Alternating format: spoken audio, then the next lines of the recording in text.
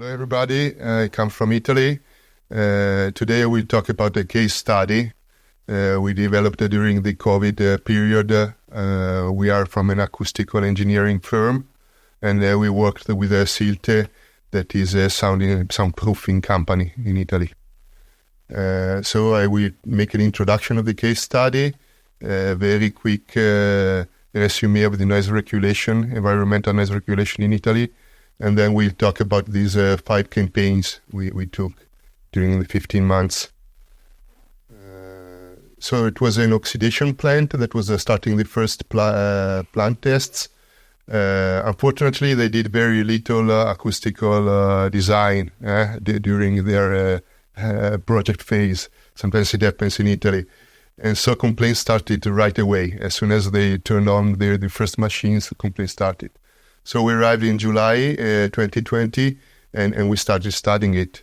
The problem was that they were, in the month after July, they were starting new plants, and so the noise were always increasing, and we didn't have a decision on the machines that were already decided and decide. Fortunately, the noise was limited in an area. This area, it was 140 meters from the main receiver. We found an equivalent control point that had the free access close to the R1 receiver. We call it PNF. It's a blue dot. And then we had another company that was assessing our results. So the controls in the per PNF point was made by another company. Administrative environmental noise regulation in Italy is a little difficult to explain, but the most strict limit is always the differential noise level. So basically you have the residual level, that is when the plant is off, and the environmental noise level when it's on. It's made on LAQ levels, and the nighttime difference must be lower than 3 decibels at the receiver windows. So it's quite difficult for these kind of problems. This is the limit we will discuss. We also studied the inside noise levels, but we won't discuss about it. So we had to interact with the ARPA, that is Administrative Regional Agency for Environmental Protection, and it was decided that the residual level was 46.5 dBA. Actually, it was the COVID period, so very, very little traffic, and it was decided to take away the traffic, so it was almost an N90 level, let's say. Project target was to respect 49.5 dBA. So the very first assessment campaign was made just by SPL measurements. It was just unit B, that is in the red square. At 60% regime, we had a 13 dB differential level. And we also had a 315 Hz resonance that was quite troublesome. So we made a very first SoundPLAN model, and this we decided to work on the main source. The main source at this stage was the point where these massive canals, air canals, were coming out from the building. Okay, I didn't tell you, but the oxidation plant has a lot of fans, like 40 fans, large industrial fans with canals inside of it. That's the main sound source. So our first assessment was to work on the breakout noise that was actually from the point where they exit the building. And then, of course, we proposed to do a control strategy for the inside, because we had very high levels, and this would have helped the outside environment as well. So we came again in September. Of course, the plant was increasing the number of machine workings, and we used the sound intensity method. Well, actually, we found that they just started to fans outside. So you see, that's the receiver, R1, and we decided to close them, with some soundproofing hoods. We did this sound-intensimetry with sonomaps.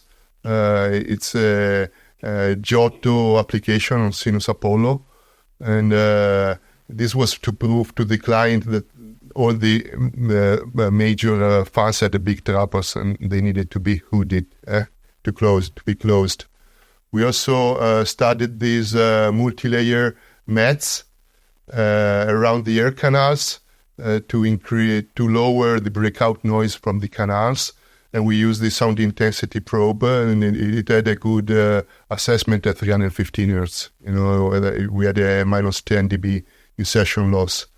This is always, of course, where there are these joints, it's always a big problem in the fan industry. Third campaign, we came again in January, and this time they were starting the other part of the plant, Unit C. And they had machines in this corridor in the azure color, and it was open, So it was actually propagating the noise towards our receivers. You see that there was this tunnel, open tunnel, and there was a lot of noise coming from that. But we had finished the main decision that we made of hooding and making sound barriers.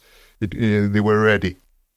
We had a 9.5 dB nighttime limit. So we used a beamforming antenna that is from SEVENBEL. This is a 132 centimeter diameter. And we used it changing the perspective. It's very useful to change the perspective. So when you hit behind the building, you could see very well that one of the top of the chimneys were dominating. When you moved just 10 meters away, you could see there was noise on the lower part of the image, you see.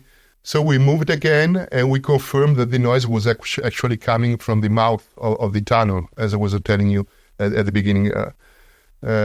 So we also used the sound intensity probe again, just to check. We wanted to be sure that the windows were good. So we used a platform to control, and we saw that they were very good, because they had a level that was very close to the masonry wall of the building. So we decide not to do that, not to change the windows. This is a better version of the SoundPLAN model, and this confirmed that we need to work on the tunnel entrance.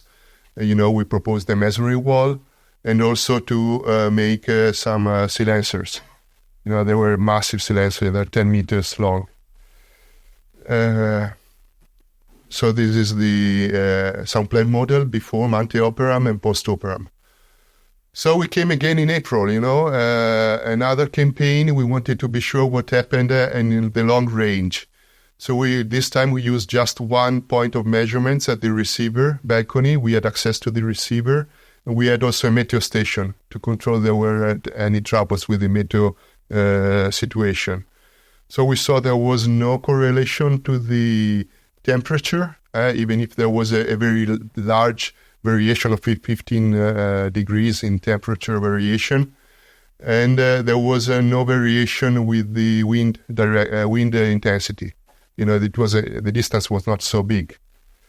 So what is interesting is that in gray line is the LAQ, hourly LAQ, pure, without any energy windowed from the traffic. And the LA90 level is in the orange window. So it was better, since this plant has a quite stationary noise emission.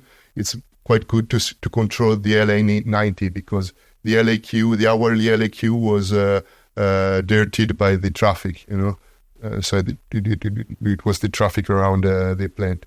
What we saw that we actually found a correlation to the amount of air that was conveyed to the chimneys. This was the actual thing. So we proposed the client. We used this study to show that they needed to have a lower regime in the nighttime. So we made some experiments. We set up 3 types of nighttime regimes. And we found that one was quite good.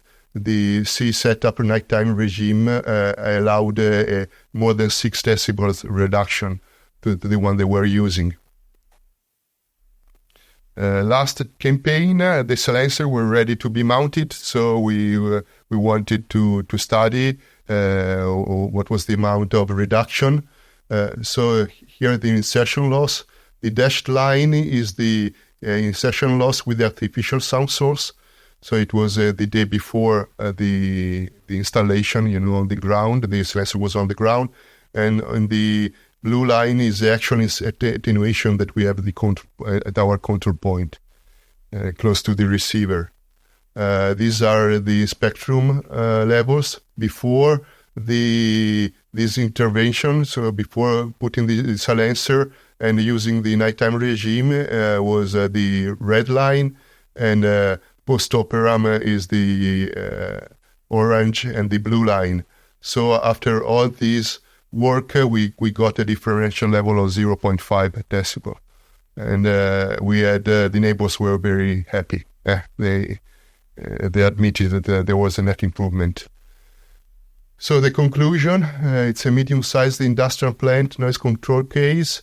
It was quite difficult because the sound sources were already positioned and defined, and they were started.